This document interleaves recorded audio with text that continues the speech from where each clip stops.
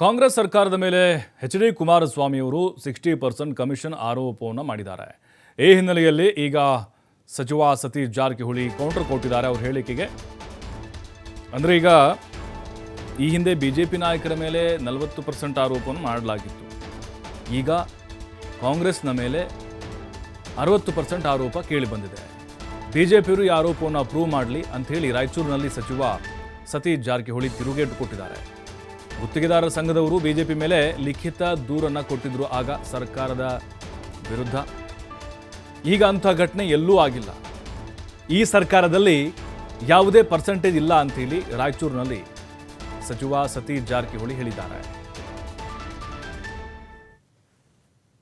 Prove ಮಾಡಬೇಕಲ್ಲ, ಅದನ್ನೇ ಹೇಳಿದಲ್ಲ, ಪ್ರೂವ್ ಮಾಡಬೇಕಲ್ಲ. ಈಗ ಎಲ್ಲರೂ ಒಂದು ಕಡೆ ಪ್ರೂವ್ ಮಾಡಬೇಕು. ಅದನ್ನು ಹಿಂದೆ ಯಾರು ಪ್ರೂವ್ ಮಾಡಿದರು? ಕಾಂಟ್ರಾಕ್ಟರ್ ಅಸೋಸಿಯೇಷನ್ ಹೇಳಿದರು ಅಧಿಕೃತವಾಗಿ. ಹಿಂಗಾಗಿ ಅದಕ್ಕೆ ಒಂದು ವ್ಯಾಲ್ಯೂ ಇದೆ. ಈಗ ಯಾರನ್ನ ಪಾಲಿಟಿಷಿಯನ್ ದಿವಸ ಒಂದು ಆರೋಪ ಮಾಡ್ತೀವಿ, 60 ಅಂತೀವಿ, 80 ಅಂತೀವಿ, 40 ಅಂತೀವಿ, 20 ಅಂತೀವಿ.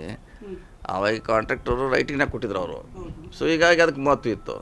ಈಗ ಅಂಥ ಘಟನೆ ಎಲ್ಲೂ ಆಗಿಲ್ಲ. ಅದಕ್ಕಾಗಿ ಈ ಸರ್ಕಾರ ನಡೆದಿಲ್ಲ ಅಂತ ನಾವು ಹೇಳ್ಬೋದು ಅಷ್ಟೇ. ಪ್ರೂವ್ ಮಾಡಬೇಕಲ್ಲ, ಅದನ್ನೇ ಹೇಳಿದಲ್ಲ, ಪ್ರೂವ್ ಮಾಡಬೇಕಲ್ಲ. ಈಗ ಎಲ್ಲರೂ ಒಂದು ಕಡೆ ಪ್ರೂವ್ ಮಾಡಬೇಕು.